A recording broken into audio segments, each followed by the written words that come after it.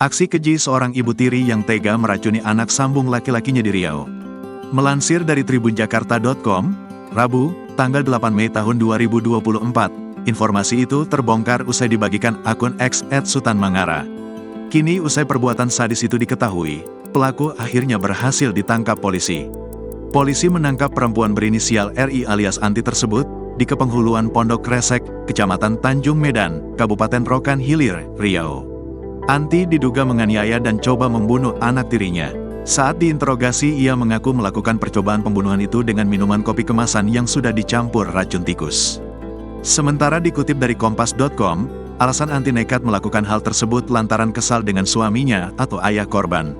"Saya kesal dan sakit hati sama bapaknya," kata Anti saat polisi melakukan interogasi, seperti dalam video yang diterima kompas.com dari Kapolsek Pujut, AKP Tri Adiatmika, Kamis, tanggal 9 Mei tahun 2024. Pelaku juga mengaku, selama menikah dengan ayah korban, yakni selama 4 tahun 2 bulan, pernah mengalami kekerasan dalam rumah tangga.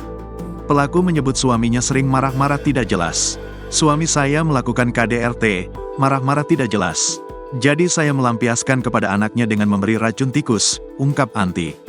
Kapolsek Pujut, AKP Tri Adiatmika mengatakan, pelaku RI saat ini telah ditetapkan sebagai tersangka dan ditahan. Pelaku, kata dia, dijerat dengan pasal 44 UU nomor 23 tahun 2004, tentang penghapusan KDRT Jungto, pasal 76 CUU nomor 35 tahun 2014, tentang perubahan atas UU nomor 23 tahun 2002, tentang perlindungan anak Jungto, pasal 338 Jungto, pasal 53 KUH Pidana. Tersangka terancam hukuman 15 tahun penjara, kata Tri.